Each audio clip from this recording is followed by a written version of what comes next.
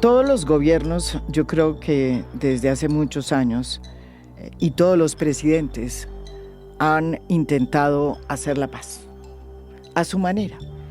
Y unos la han logrado y otros, por el contrario, han incentivado la guerra.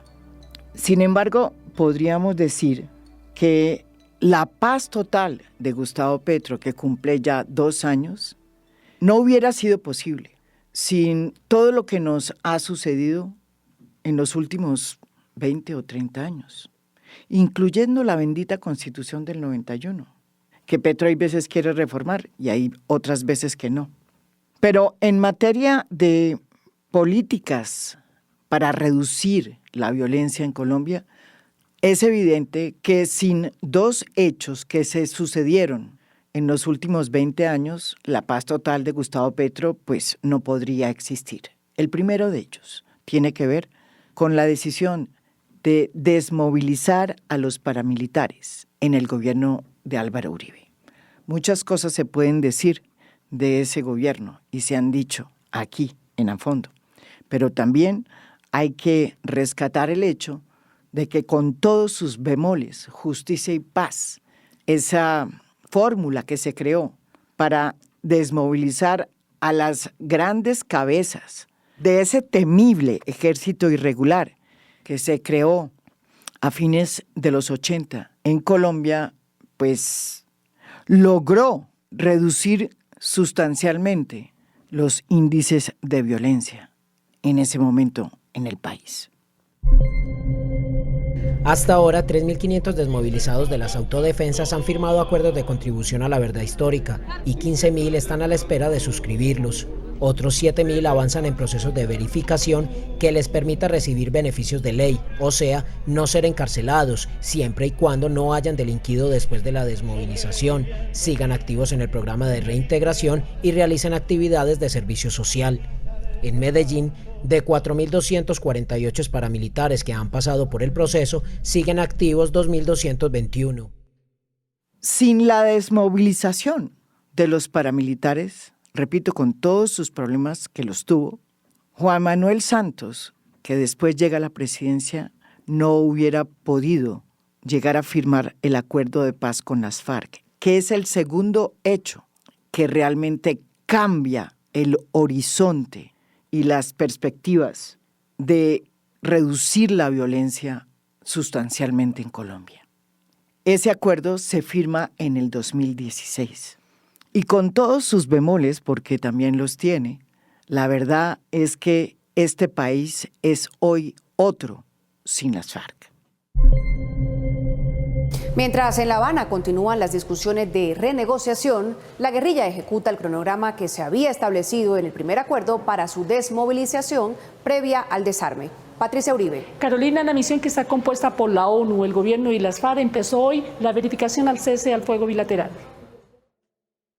El gobierno de Duque decidió hacer todo lo posible por reducir el acuerdo de paz a un solo hecho, a los PEDETs, que eran esas zonas de transformación territorial que habían quedado incrustadas en el acuerdo y que tenían que ser el centro del desarrollo regional y su transformación.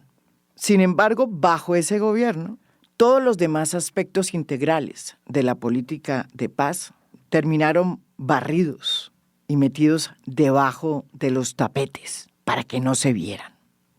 Y se inventó una frase para ilustrar su poca creatividad en materia de la pacificación, la paz con legalidad, como si la paz que se hizo con las FARC hubiera sido una paz ilegal, indigna para el país.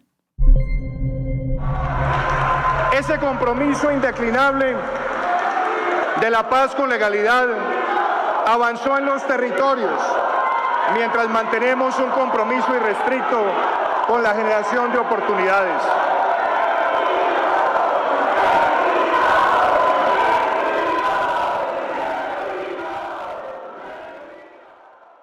Lo cierto es que durante Iván Duque, el Estado no se transformó, no llegó a los territorios. Y no solamente por culpa de Duque, sino porque históricamente ha sido siempre un desafío.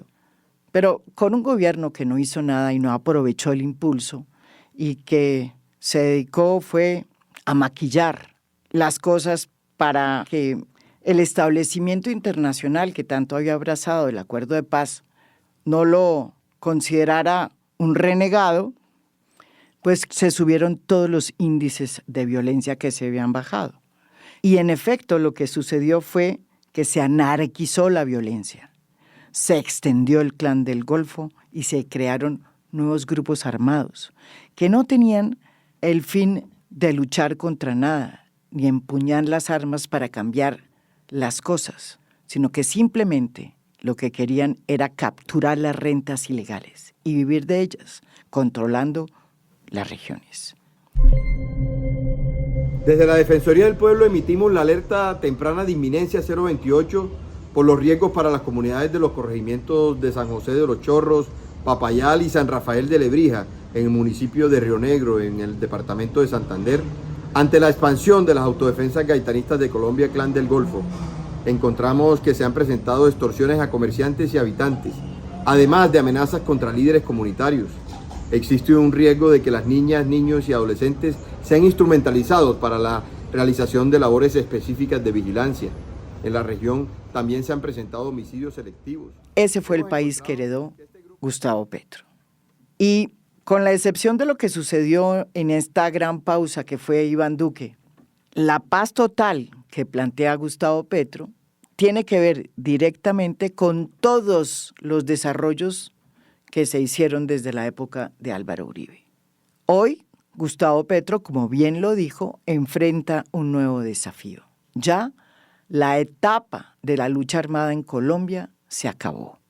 Y ahora hay una cantidad de bandas armadas que se están beneficiando de las rentas ilegales por pura codicia.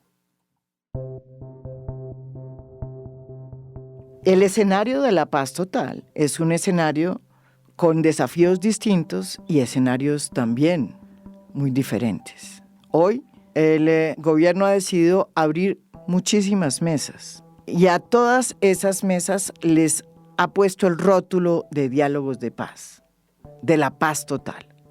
Hay negociación con el ELN, hay negociación con una parte del MC, hay una negociación con una parte del ELN que está en Nariño, hay una negociación abierta recientemente con la segunda Marquetalia de Iván Márquez y hay varias negociaciones que van andando con organizaciones armadas en la Sierra Nevada de Santa Marta y con la oficina de Envigado de Medellín, para no hablar de lo que está sucediendo en Buenaventura, en donde hay una negociación entre los chotas y los espartanos, dos bandas que se han ido enfrentando en los últimos años en Buenaventura. El único grupo que realmente falta en ese escenario es el Clan del Golfo.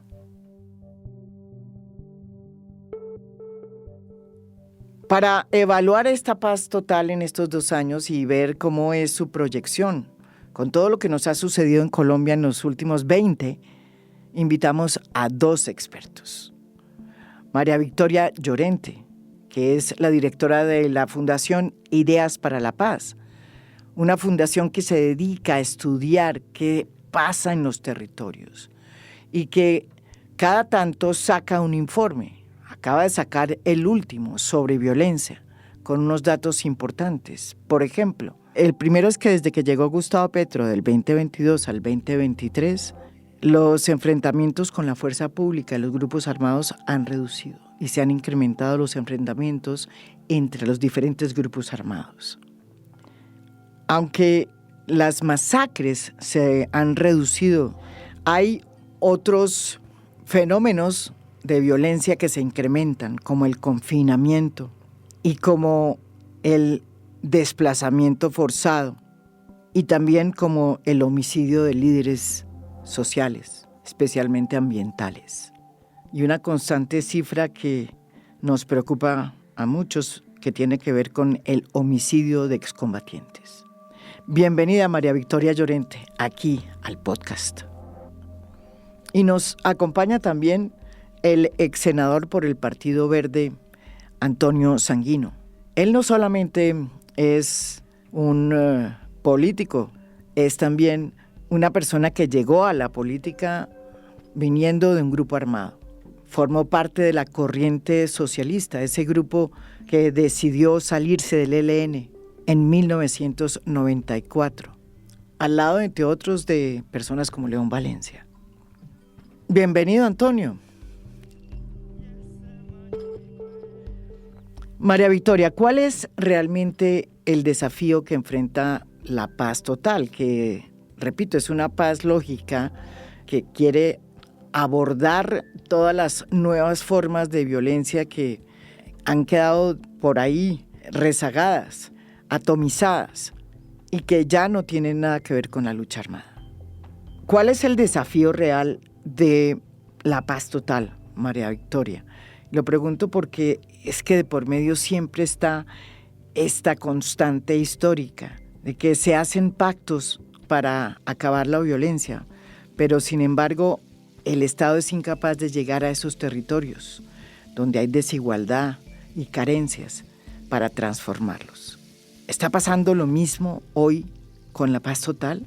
¿Se abren negociaciones, pero los territorios se están transformando?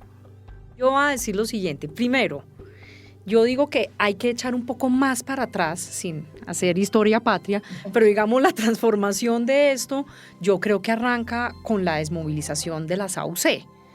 Entonces, el AESMO es con todos los defectos que eso ha tenido, pero ahí hubo una desmovilización de un grupo que, entre otras, cuando se ven las cifras de violencia, es la que, digamos, el mayor impacto ha tenido hasta ahora como desmovilización sobre la violencia en Colombia. O sea, bajamos a otro nivel de violencia que veníamos pues de unos niveles absurdos, récord mundial. Entonces, ese es como lo primero. Y luego viene lo de las FARC. Yo creo que el problema de la presencia o ausencia del Estado siempre ha estado ahí, María Jimena.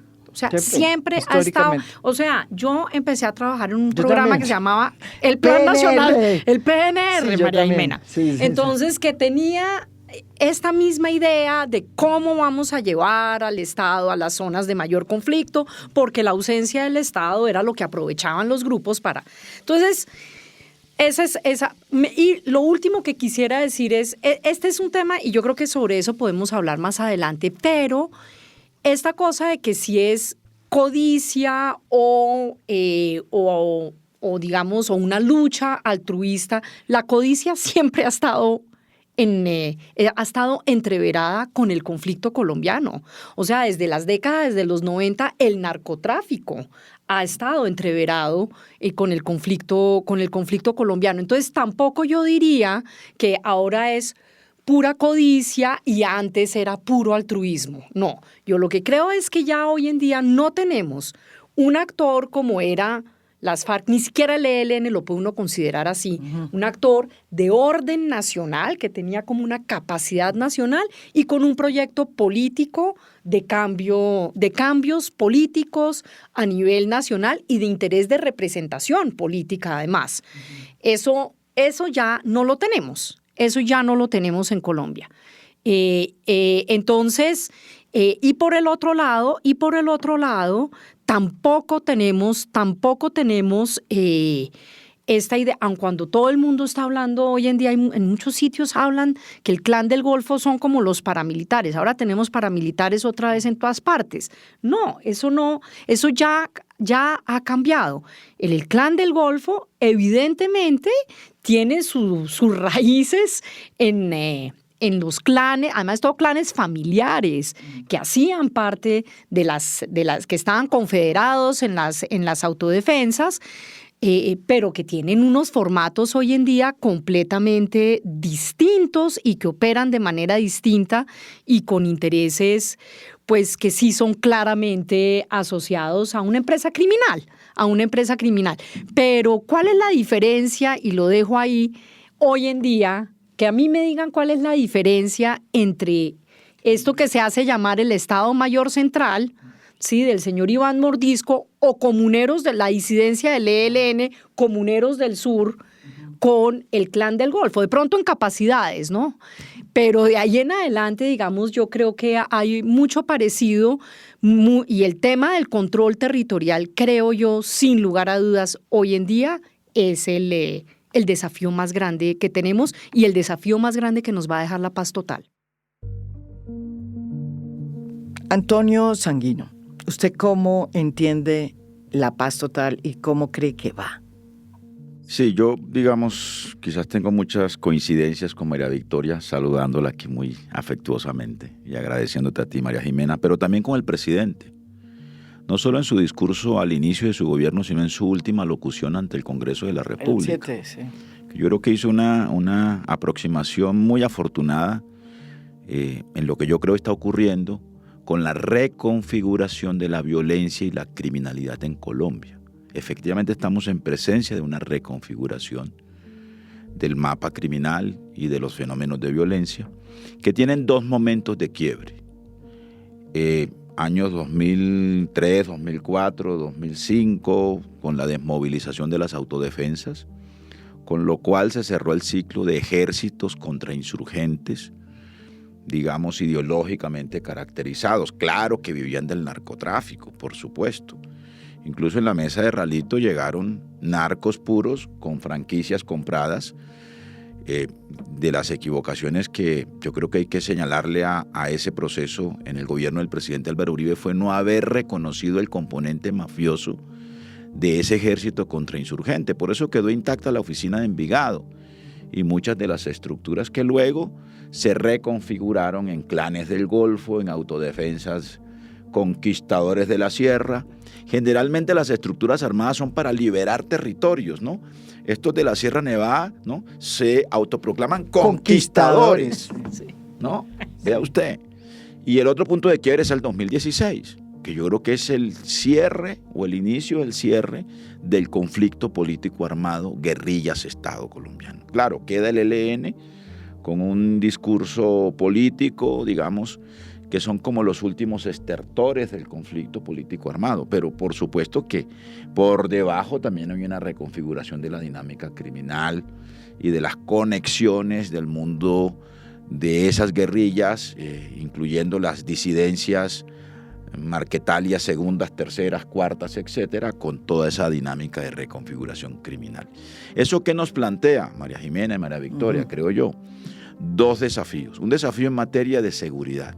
¿Cuál es la política de seguridad que debemos ajustar, que debemos rediseñar para enfrentar esas nuevas características de la dinámica criminal en el país? No puedes enfrentar, ¿no?, esos fenómenos como si estuvieses enfrentando a un ejército paramilitar o un ejército guerrillero, ¿no? Y eso seguramente va a significar más tecnología, va a significar más inteligencia, va a significar más contrainteligencia, etcétera. Y un desafío en materia de política de paz, porque no puedes hacer negociaciones como las que hiciste en los últimos 30 años. Es más, en el horizonte de tiempo que se plantea el presidente Petro, yo creo que hay un horizonte que encarna un enorme riesgo.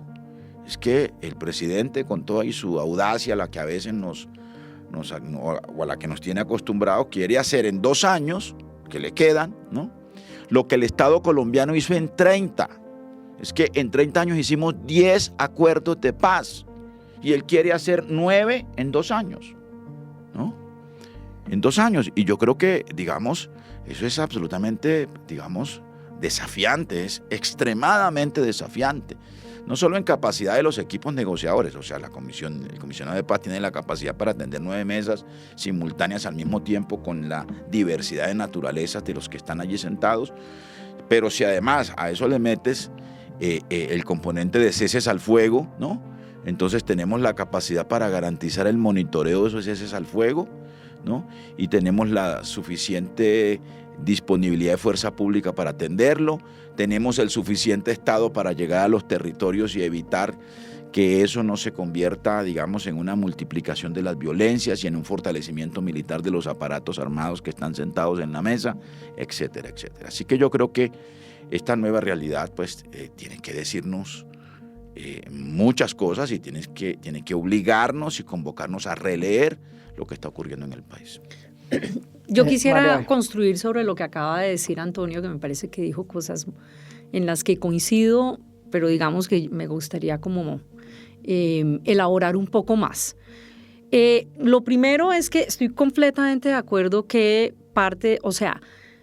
el diagnóstico del presidente en general y en muchas cosas el diagnóstico del presidente es correcto, eso ya lo han venido diciendo por estos días, pero las soluciones son las que como que no encajan. Y pues básicamente la manera como se ha planteado la paz total, o sea, por ejemplo, haberle dado estatus político de entrada a esta cosa que se llama el Estado Mayor Central, que entre otras ellos lo que dicen es que son las verdaderas FARC. Ellos se dicen que son las verdaderas FARC y no las nuevas FARC, sino que ellos son y que los otros son los desertores. Entonces eso es un poco chistoso. Pero digamos, haberle dado de entrada estatus político, pues como lo declararon públicamente, pues uno dice, ok, ¿por qué? Porque son descendientes de un grupo guerrillero, mientras que al Clan del Golfo, ¿no? Estamos en la discusión de si es sometimiento a la justicia o si es a través de un mecanismo de justicia transicional. Yo creo que el mecanismo de justicia transicional para un fenómeno como el del Clan del Golfo es una vía adecuada que hay que hacer. Entonces, y ahí creo que la Corte Constitucional, en su pronunciamiento sobre la Ley de Orden Público, abre esa alternativa. Entonces yo creo que eso es importante, lo hemos hecho en el pasado. Fue lo que se hizo con las AUC. De hecho, se les reconoce como actores del conflicto porque cumplen con un umbral de violencia que está establecido según el DIH. Y por eso fueron objeto de justicia transicional. Por eso podían ser objeto de justicia transicional. Recordemos que en ese momento la Corte se le atravesó a la propuesta del presidente Uribe de que los declararan como sediciosos. Alternatividad penal. Y primero la alternatividad penal, eso se le atravesó el Congreso. Pero en el tema de declararlos sediciosos, que es una categoría de delito político, se le atravesó la Corte y dijo, ellos no son sediciosos, y dijo claramente la Corte, y esta Corte lo vuelve a repetir, y dice, el carácter político está dado en tanto sea contraestatal, o sea, que están confrontando al Estado, son rebeldes claramente. Entonces, y yo creo que cosa que no se cumple con el Clan del Golfo. Cosa que hoy en día el Clan del Golfo, por ejemplo, no enfrenta al Estado. No hay enfrentamientos entre el Clan del Golfo y el Estado. Hay quienes dicen que es porque hay un contubernio entre el Estado, las fuerzas del Estado y el Clan del Golfo. No lo sé qué tan profundo es. Probablemente puede haber mucho de eso. Pero pues estos son grupos que cada vez se enfrentan menos al Estado, que no y cada vez más entre sí, como entre ellos. Su informe. Sí, en el informe. Se enfrentan entre ellos. Entonces ese es el primer punto. Y el otro que es el siguiente, es que, digamos, yo sí creo que el desafío es cuál es la estrategia de seguridad que se requiere para esta condición. Pero no es solamente una estrategia de seguridad realmente. Yo creo que es una estrategia que involucra un componente muy importante de política criminal. ¿Cuál es la política criminal frente a estos? O sea, ¿cuál es la manera de hacer las investigaciones que hay que hacer para lograr lo que dice el propio gobierno que quiere hacer, que es ir a por las cabezas de estos grupos, por las finanzas y las rentas? Eso obviamente no se enfrenta con bombardeos, ¿no? Porque ¿qué vamos a bombardear ahí? Eso realmente requiere de un trabajo muy fuerte en materia de inteligencia y de investigación judicial. Entonces, yo creo que esto es una cosa mucho más, porque además de todo, lo siguiente me parece que es importante y es como, ¿cuál es el horizonte acá con estos grupos? Y por eso me parece que el enfoque de paz es un enfoque equivocado, porque estos grupos digamos, ahí no hay una posibilidad de terminación. ¿Quién termina la criminalidad totalmente? Nadie. La criminalidad uno la contiene, puede bajar los niveles de criminalidad, pero en toda sociedad siempre habrá algún nivel de criminalidad. Entonces, esto no es de vamos a atender las razones primigenias que llevaron a estos grupos a alzarse en armas. No. O sea, ¿cuáles son las razones primigenias del Clan del Golfo? Más a ver. Entonces, ahí el enfoque de paz es también equivocado, porque un proceso de paz, como lo conocemos en Colombia, ¿cuál fue el proceso de paz con las FARC o el que se tuvo con el M-19? Y es, vamos a hacer un acuerdo con este grupo que se ha levantado en armas contra el Estado. ¿Cuáles son esos motivos del alzamiento armado? ¿Cuáles son los motivos del alzamiento armado? Y acordamos qué vamos a hacer para atender esos motivos del alzamiento armado. ¿Qué vamos a hacer para que estas personas se puedan integrar a la vida civil y política, sobre todo, ¿sí? Y con eso damos por terminado el conflicto. Pero aquí no hay manera de terminar. ¿Por qué no? Pues porque siempre habrá espacio para las rentas criminales. O sea, la lucha contra el crimen organizado es una lucha permanente. Y entonces uno va alcanzando. Lo que usted está diciendo, para que, aclarar, sí, que no se necesita hacer un acuerdo de paz, sino que es otra estrategia. O sea, aquí hay otra estrategia completamente completa. Es una estrategia de contención a través de estar. O sea, que no se debe hacer acuerdos de paz. No. Hoy en día con estos grupos hay que hacer unos acuerdos, yo no los llamaría de paz, porque es que cuando uno se mete en el contexto de paz, uno se imagina es el proceso de paz con las FARC o los procesos de paz de los años 90. Es lo que uno se imagina con grupos rebeldes.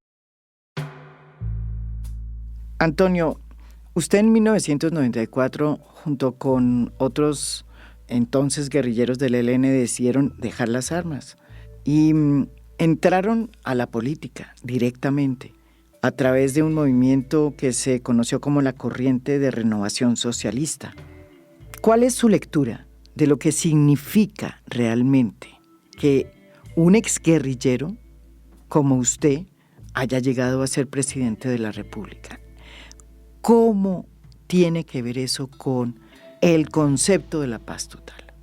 Y si está o no de acuerdo con lo que dice el presidente Gustavo Petro, en el sentido de que la era de la lucha armada en Colombia se acabó, que se acabaron las guerrillas. Queda pendiente una guerrilla, que es el ELN. O sea, yo sí creo que con el ELN hay ya un acuerdo firmado de una agenda, el primer punto. Y yo creo que ahí hay una dimensión política que subsiste. Es quizás, como lo dijo el presidente, el último estertor de lo que conocimos, digamos, conceptualmente y pragmáticamente como conflicto político armado. Y yo creo que hay que insistir en recomponer esa negociación y en terminar en un acuerdo. El ELN, incluso en su último congreso, a mí me sorprendió porque es la primera declaración del ELN en donde no habla de guerra popular prolongada, en donde toda su alusión en esa declaración final es alrededor del tema de la paz.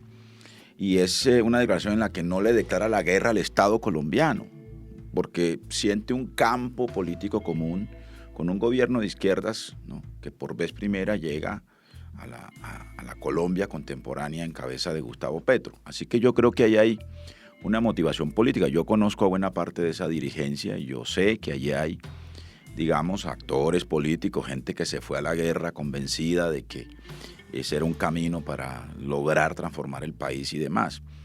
Así que a mí me parece que ese proceso hay que agotarlo y hay que terminarlo. No sé si se termina en estos 2 años que faltan, parece difícil. Creo que hay que examinar si se hace sobre el contexto de un cese al fuego bilateral o no. Ellos acaban de declarar un paro armado indefinido en el Chocó, ¿no?, que uno no sabe si es un paro contra el Clan del Golfo o contra el Estado o contra ambos. Contra el Clan del Golfo. Sí, entre otras porque con estos grupos, toda esta amalgama, todo este repertorio de expresiones de violencia, se confrontan y también hacen acuerdos entre ellos, ¿no?, porque así opera toda esta dinámica criminal. Pero yo creo que con el ELN hay que insistir en la solución política negociada. El ELN tiene una negociación con la gente de Iván Márquez. Sí, también. Y además de eso, y pueden traerse a la gente de Iván Márquez. Yo creo que el gobierno... Esa es además, más difícil traer a la... Porque ¿cuál es la gente de Iván Márquez? Son tres grupos distintos. A la gente de... Bueno, no sé, pero digamos, con el ELN para ir como decantando el tema, sí. La discusión, yo creo que con el ELN hay que insistir en ello. Digamos, hay una variable de Cuba que juega, hay una variable de la izquierda de Venezuela, etcétera. Me parece que eso hay que mantenerlo, ajustando esa negociación, etcétera. Ahora, con los disidentes de FARC, ¿no?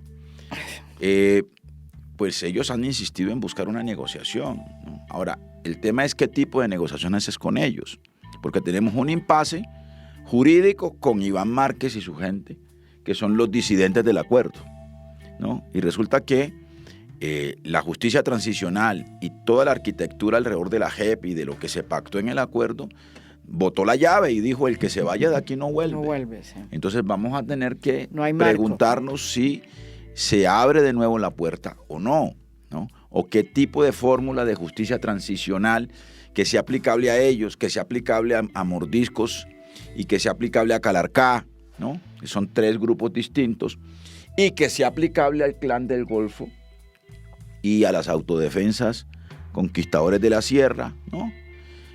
Se puede, digamos, diseñar. Ahora, eso tiene que pasar por el Congreso, porque esto lo estamos haciendo sin que, como lo ordenó la Corte, tengamos una ley de sometimiento a la justicia o un marco jurídico, a no ser que el gobierno esté pensando en que ese marco jurídico lo lleva después del acuerdo y no antes, ¿no? Para examinar fórmulas tipo Tribunal de Justicia y Paz o fórmulas que no son exactamente ni sometimiento a la justicia ni justicia transicional para un actor político levantado en armas contra el Estado. Entonces yo creo que hay que buscar soluciones muy a la colombiana de esto que estamos viviendo. Ahora, de acuerdo con María Victoria, esto no se agota en una estrategia de negociación o en la exploración de una variable de negociación para desactivar estos fenómenos de violencia o estos fenómenos criminales. Se necesita política criminal, claramente. No hay que bajar la guardia en una estrategia y en una política criminal que persiga a esos grupos, que los reduzca, etcétera. Y una reingeniería de la política de seguridad del país. Desde que se hizo el acuerdo con las FARC, se ha intentado cambiar la doctrina de seguridad en Colombia y se han intentado hacer varias políticas. Santos intentó una que no pudo de alguna manera implementar porque Duque la fue socavando. Y ahora Gustavo Petro ha presentado una política de seguridad guiada por estas nuevas premisas de que no existe ya un desafío de lucha armada en Colombia, que quiera tomarse el Estado y que lo que hay es una cantidad de bandas criminales que se dedican a los negocios ilegales y que controlan el territorio. ¿Es esa política de seguridad, según ustedes, la correcta, la que se adecúa realmente en terreno a lo que el presidente también ha diagnosticado en teoría? Mi diagnóstico del gobierno es que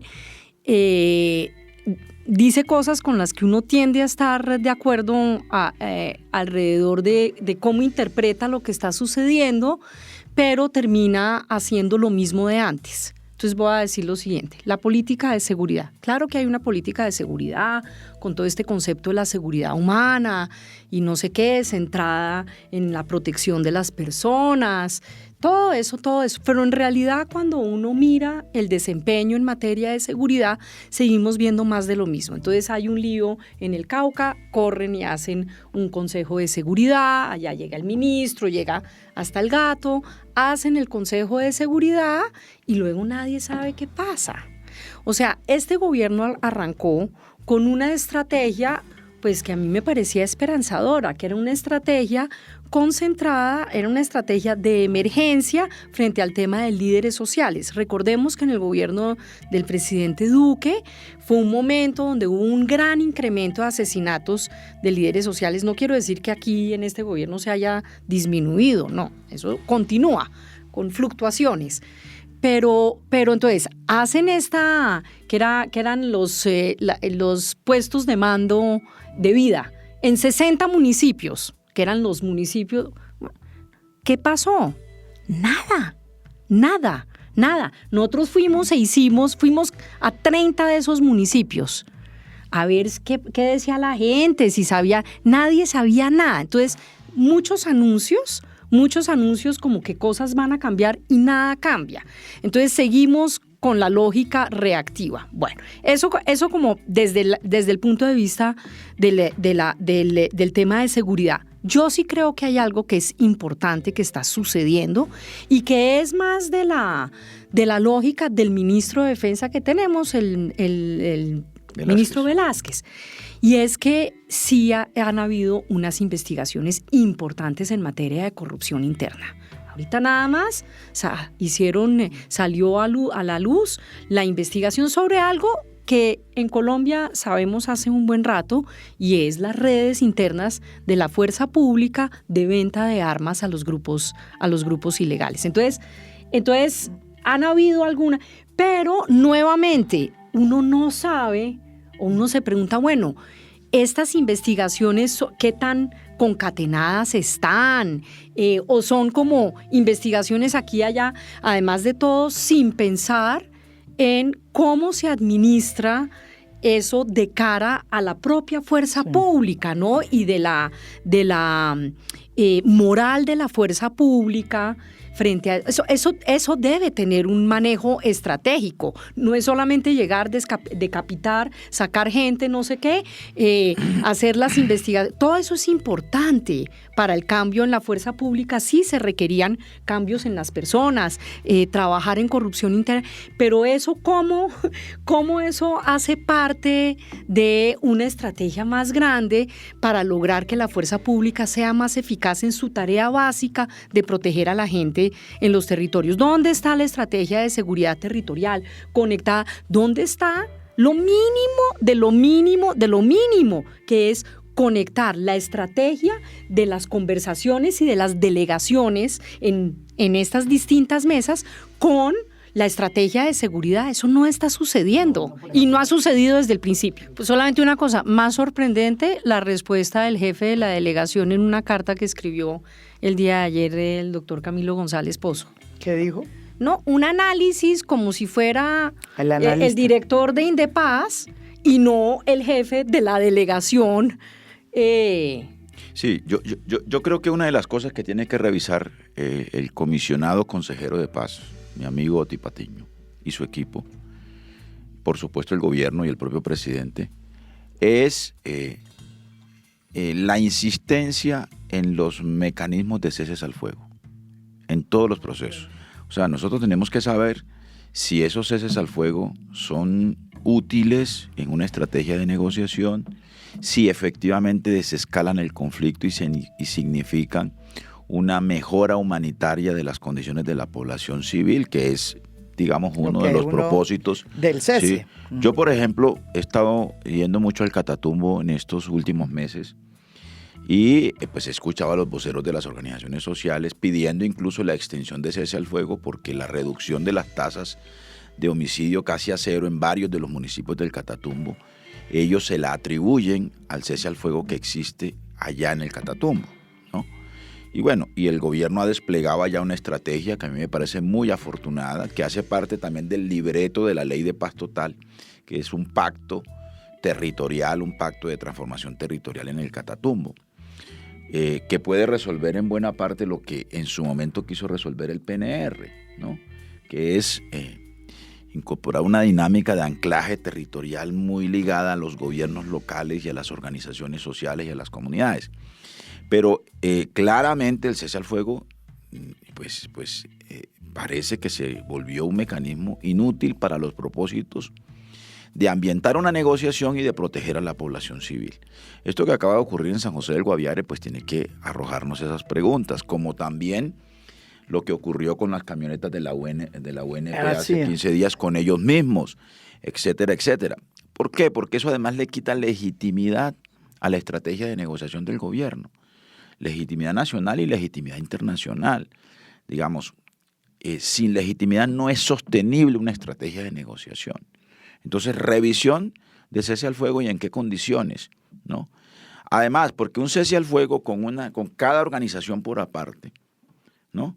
Cuando los distintos grupos y organizaciones combaten y se disputan el mismo territorio, pues también resulta insuficiente y también resulta a veces, digamos, de poca efectividad. Pero mire lo que pasó además, que es lo más grave, porque además esta estrategia de paz del gobierno está acompañada de un relanzamiento de su compromiso con la implementación del acuerdo, con la llegada de Cristo como ministro del Interior, por fortuna. Pero fíjese usted que lo más grave es que las disidencias de las FARC atacaron uno de los espacios territoriales de los firmantes del acuerdo. Eso tampoco puede ocurrir. Y nadie dijo nada. Y eso es una violación de cese al fuego gravísima, porque es una violación contra la paz que ya se hizo. Entonces, yo sí creo que el cese al fuego tiene que revisarse. Y segundo, tiene que revisar el gobierno, tiene que decidir si va a presentar una ley de sometimiento a la justicia, haciéndole caso, ¿no?, a la Corte Constitucional, en desarrollo de la ley de paz total, en el control constitucional que hizo la Corte. Y en tercer lugar, tiene que diferenciar cuál es la agenda con el ELN, que es lo más típicamente político, digamos, la de mayor naturaleza política como insurgencia, y cuál es la agenda con los demás grupos y organizaciones y expresiones armadas, ¿no? Y tiene que moverse un poquito, porque no puede decirle al Clan del Golfo, venga, que es que los vamos a tratar con los elementos y las herramientas que hoy tiene la justicia. Porque ellos van a decir, no, pues ¿con qué incentivo se meten a una negociación con el gobierno? ¿No? Tampoco los vas a extraditar, no los vas a meter a la JEP, ¿no?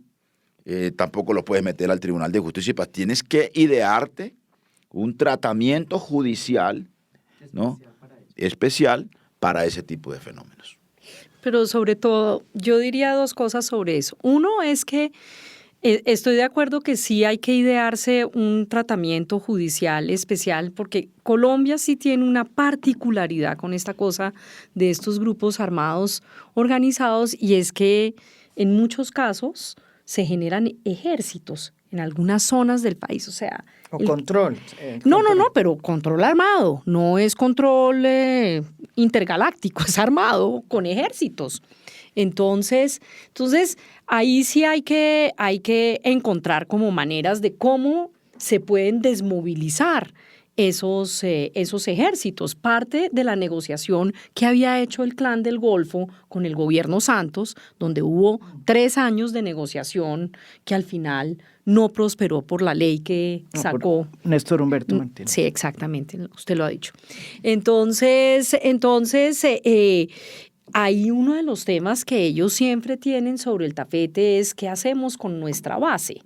Entonces yo creo que hacia adelante el tema es que no podemos, y eso lo dijo, yo no sé, yo creo que fue la fiscal o la nueva ministra de Justicia, y es que no podemos estar generando mecanismos hechos a la medida para cada grupo. Entonces sí tenemos como sociedad que encontrar un mecanismo que le sirva a varias fórmulas. O sea, sí hay que hacer, hay que desarrollar eso. Pero, y entonces les pregunto, en ese nuevo escenario de la paz total, muchos han dicho que el tribunal de cierre ya no puede ser la JEP y que la JEP está devaluada en ese sentido. ¿Qué pasa entonces con la JEP? Yo sí le digo la JEP yo la dejaría quietica. O sea, yo no la tocaría. Yo no la tocaría. Primero porque hay un riesgo muy grande porque para cualquier tocada hay que meterse en el Congreso. Hacer la reforma. Hacer la reforma, no sé qué. No, dejémosla que termine lo que tiene que terminar de hacer. La tarea que tiene, que no es menor. Es una tarea muy grande. Ahí está, digamos, como un zombie, justicia y paz. O sea, eso no se ha terminado todavía. Bueno, ya hay cosas que se están ajustando en materia de ese zombie que dice usted que es el sistema de justicia y paz, que se creó para los paramilitares. La Corte Constitucional acaba de decir que la competencia para el proceso de Mancuso no la tiene la JEP, sino que la tiene Justicia y Paz. Y tiene razón la Corte, Exacto. porque es que abrir esa puerta Sí. es absolutamente riesgoso. Yo presenté un proyecto de ley al Congreso cuando estaba en el Senado para igualar los estándares de la JEP con los de Justicia y Paz, para evitar ese incentivo de los que están en Justicia y Paz buscar a la JEP, ¿no? En busca de los beneficios que ofrece la JEP. ¿A cambio de qué? Pues de lo que pide la JEP para quienes comparecen ante ella, que es verdad probada, ¿no? Incluso tenemos un problema y es que el señor Jorge 40 está condenado a 40 años, hay muchos que fueron expulsados de Justicia y Paz, hay que buscar un mecanismo de volverlos a traer para que entreguen verdad, ¿no? Y en Justicia y Paz. A cambio de tratamientos judiciales. Pero bueno, ahí yo tengo esa es una otra discusión. Pero No, digamos, porque es que estamos de acuerdo. hay que cerrar. Estamos O sea, de lo que acuerdo no en que podemos hacer es seguir abriendo la estamos de puerta todo el acuerdo en que la rato. JEP cumpla su papel, en que Justicia y Paz lo cumpla, ¿no? Y que los mecanismos que necesitaríamos, el marco jurídico, el marco de política pública para el tratamiento de lo que viene, pues sea, digamos, Justicia transicional. Sí, sea un marco de justicia transicional Para distinto algunos. a los que ya existen, ¿no? Para Incluso que no- distinto a Justicia y Paz. distinto a Justicia y Paz y distinto a JEP, ¿no? Porque fueron tribunales hechos para esos procesos, ¿ve? Antonio, ya para terminar, ¿cuál es su conclusión, su visión final de lo que significa que un exguerrillero haya llegado a ser presidente de este país? Un país donde por muchos años la lucha armada fue una vía que muchos jóvenes adoptaron para lograr cambios y que hoy, pues, es una vía que al parecer está ya dinamitada por las propias evidencias y por la propia democracia. Pero además le quiero decir lo siguiente, María Jimena, es que yo creo que la llegada de Petro al gobierno tiene por lo menos dos connotaciones que me parecen importantes para nuestra democracia, a veces maltrecha, a veces revitalizada. Y es que yo creo que tenemos la oportunidad de que llegue para quedarse la alternancia política izquierda-derecha. Y segundo, que Bueno, un no exguerrillero sea el presidente, pues eso ya es un mensaje de posconflicto supremamente poderoso, ¿sí? Supremamente poderoso. Eso ilegitima el uso de la violencia con fines políticos, yo creo que de manera definitiva para la Colombia contemporánea. Pero hay mucha gente muy apegada al discurso de que aquí lo que hay es violencia política, Sí, que nos claro. estamos asesinando por las ideas, que básicamente porque están atacando líderes sociales, pero pues a los líderes sociales los están atacando es por las causas que ellos defienden localmente, porque se enfrentan a clanes políticos Claro. locales, en fin, es una lógica completamente Distinta. diferente. Entonces, Eso es lo que- sí hemos cambiado mucho. Lo que yo creo que no hemos cambiado mucho es en el tipo de respuestas que queremos dar. Entonces, seguimos hablando de que si vamos a hacer un proceso de paz, seguimos hablando de que si vamos a hacer un sometido y seguimos hablando de que necesitamos el Estado casi que en las mismas zonas donde lo necesitábamos hace 40, 50 años. Entonces, yo sí creo que ahí tenemos que cambiar también las alternativas. No podemos seguir. Este gobierno ha lanzado la misión Cauca. Lanzaron otra misión en Tumaco. No, acaban de Sí. por cuenta de Marquetalia, la segunda Sí. Marquetalia. Sí. Pero mire que esas cosas me parecen interesantes, porque es la manera del gobierno. Con el ELN se lanzó nada menos que en el Bajo y en el Medio San Juan. Sí, una misión humanitaria. Una misión, se llamaba así antes y ahora se llama misiones. Fíjese La que caravana hay una cosa humanitaria. a la que hay que pararle bolas. Y es que desde Planeación Nacional, desde los tiempos de Jorge Iván, se diseñó una estrategia que se denominan pactos territoriales. Se está ensayando ya un pacto desde hace 2 años, se viene construyendo en el Catatumbo, se va a ensayar En el a instancias Viejo de la San Juan. negociación con comuneros del sur en Nariño, etcétera, que sustituye los famosos contratos plan, que era la manera como llegaban los grandes proyectos de inversión a las sitios. regiones, que en muchas ocasiones estaban mediadas por negociaciones entre los gobiernos, las bancadas parlamentarias de esas regiones, los gobiernos territoriales y demás. Yo creo que eso hay que pararle bolas, porque puede ser una estrategia, a mi juicio, afortunada, porque a mí me parece que el gran déficit que no ha resuelto la paz, estos 30 años de paz en Colombia, es la transformación de los territorios excluidos, ¿no? De los territorios excluidos, sobre todo. De los territorios pero excluidos. Que fue lo que intentó hacer el PNR. Claro, el PNR lo hizo en un contexto en el que yo estaba al otro lado. Lo que intentó hacer López Pumarejo. Entonces yo estaba al otro lado. Entonces, para nosotros, ¿qué fue el PNR? Consolidación territorial, zonas futuro. O sea, esto lo hemos replicado con distintos nombres. Sí. Pero yo quisiera decir una cosa sobre esto de los pactos territoriales. Son como pactos por la transformación territorial, que digamos no me parece muy importante que sean incluyentes. Eso era el PEDET, ¿no? Eso fue el PEDET era eso también, casi en las mismas zonas. Entonces, bueno, en buena parte tiene cosas muy similares el PEDET en términos de participación ciudadana. Solo una diferencia que me parece que es absolutamente crítica, y es que esos no son pactos en donde quien está por delante de la comunidad es el actor armado en armas. Eso no pasó con los FEDET. El actor armado ya se había desarmado. Pero es que aquí lo que está pasando, por ejemplo, se han hecho por lo menos 4 pactos distintos territoriales en el marco de la negociación con Calarcá del EMC. Y esos pactos es una cosa realmente triste, porque sale la comunidad, en esto sabemos, sale la comunidad detrás del grupo armado, ¿sí? Y entonces dice que son conversaciones con la comunidad. Pero no es lo mismo en todas partes. Por ejemplo, yo conozco de cerca la experiencia del Pacto del Catatumbo, y no es así. No es así. Es realmente un ejercicio de pacto social. Claro, en un territorio en el que detrás están esos aparatos armados, pero digamos, la dinámica de pactos es la Asociación de Municipios del Catatumbo. Pero lo mismo, le voy a decir, lo de Nariño es lo mismo. No, lo de Nariño ni siquiera ha arrancado. No, pero claro, ¿viste el evento que hicieron de lanzamiento del Nariño? Claro, escúchame. Los MCs están buscando una dinámica parecida, digamos, a una dinámica de incidencia en las comunidades sobre las cuales tienen control, etcétera, lo mismo que Comuneros del Sur.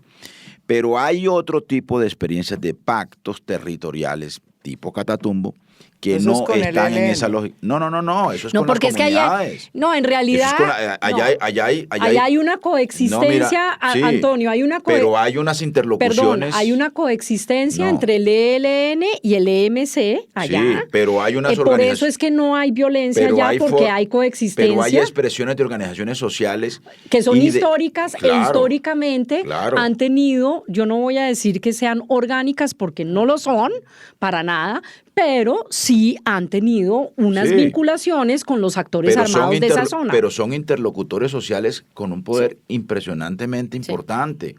Lo mismo que la Asociación de Municipios del Catatumbo. Llevan 30 años, ¿no? Claro, en zonas y no es un contratadero. Es realmente una dinámica de asociación territorial. O sea, nosotros no podemos decir que el alcalde de Ocaña tenga que ver, ¿no? Yo conozco al alcalde de Ocaña y buena parte de los alcaldes del territorio, o el propio gobernador, que está metido en esa dinámica de pacto territorial. 35 agencias del Estado Nacional del Gobierno Nacional están metidos en ese proceso de pacto. Está la Iglesia, está la comunidad internacional. O sea, yo sí creo que ahí genuinamente hay una dinámica de pacto territorial. Pero lo otro es que muchos de esos recursos terminan en las manos de la corrupción. Pasó con el OCATPAS en alguna medida en el gobierno de Duque. Y ahora está pasando lo mismo, como se ha visto en el escándalo de la unidad de gestión de riesgo, donde la prensa fue la que frenó un proyecto que iba para beneficiar unas obras producto de la emergencia ambiental, que realmente no tenían nada que ver ni con la emergencia ni con los problemas ambientales, porque iban a la caja de los políticos de la región. Ahí hubo unas dinámicas, ¿no? Ahí hubo unas dinámicas también que corresponden a las características de nuestro régimen político, que también hay que transformar, no solo hay que transformar el territorio, sino también hay que transformar, claro, por supuesto. En este gobierno. Es que lo que no ha habido cambio en este gobierno es en empujar una transformación del régimen político, ¿no? Entonces, hay que transformar los territorios, hay que transformar el régimen político si queremos una paz sostenible, ¿no? Entonces, yo creo que, digamos, esos son los desafíos a los que estamos enfrentados, pero tenemos muchas más coincidencias que diferencias, María Victoria. Yo creo que este proceso de ajuste de las zonas PDEPs es una gran oportunidad para darle una dimensión y un mayor orden metodológico a lo que hay que hacer en estos territorios excluidos. Yo en eso sí no estamos de acuerdo, Antonio, francamente, porque digamos que los PEDET fue, o sea, las 33.000 iniciativas no fue una locura que se le inventó al gobierno, y estoy aquí yo defendiendo el gobierno pasado, mejor dicho, no fue una locura que se le inventó el gobierno pasado, en realidad eso surgió de la participación ciudadana, 220.000 personas que durante el periodo de Santos, los PATRs, digamos, se armaron a finales del gobierno de Santos. O sea, eso no es un invento de entonces a mí lo que me molesta no quedó la plata.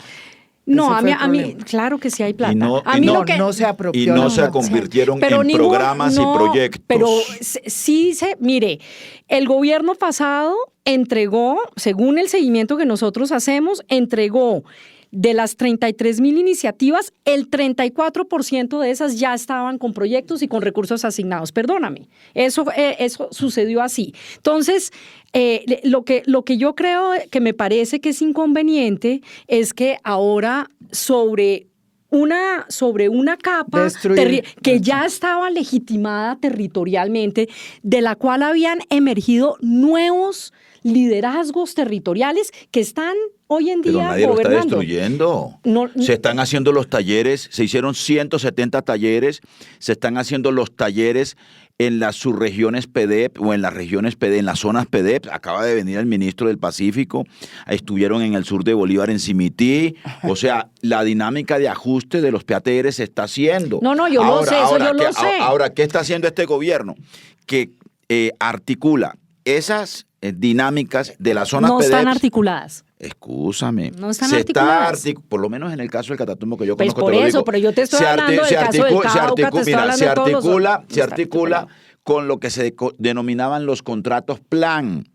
Y entonces lo que se hace es con ello resolver problemas de fuentes de financiamiento que tenían en buena parte las 33.000 iniciativas que se identificaron en el primer ejercicio de los PEDEPs. Y yo creo que eso es afortunado, que eso se pueda hacer, que se puedan juntar dinámicas institucionales, ¿no?, con estas otras dinámicas sin hacer borrón y cuenta nueva, por supuesto pues que no. Pues que han hecho borrón y cuenta nueva. Te lo aseguro que no.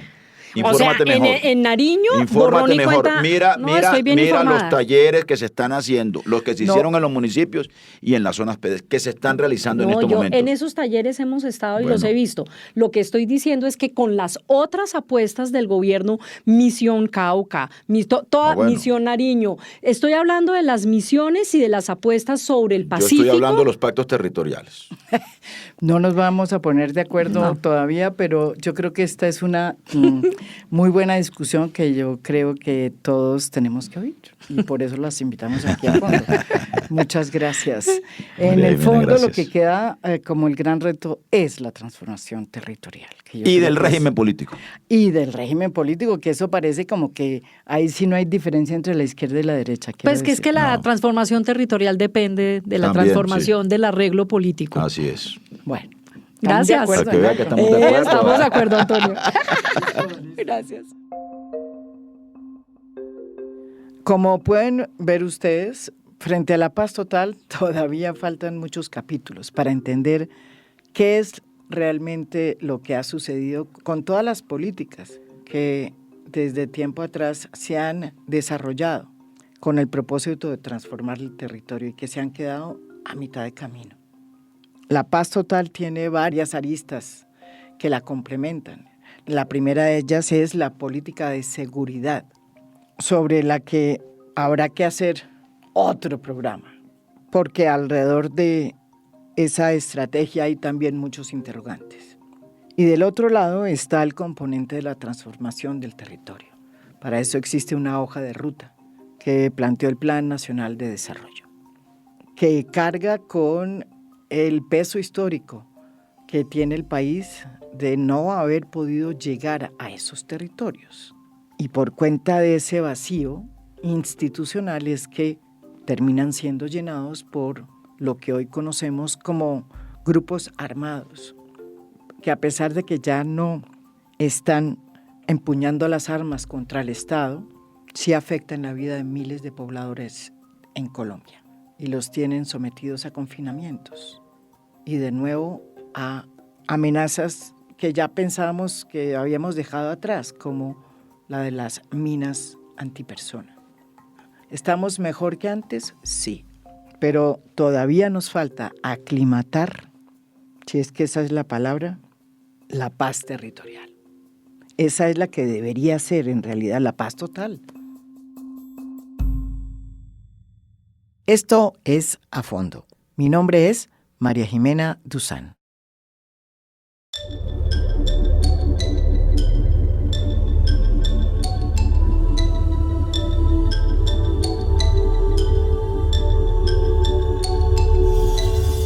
A Fondo es un podcast producido por Mafialand. Postproducción de audio, Daniel Chávez Mora. Gestora de audiencias, Beatriz Acevedo. Música original del maestro Óscar Acevedo. Nos pueden escuchar también en mi canal de YouTube. Gracias por escuchar. Soy María Jimena Duzán.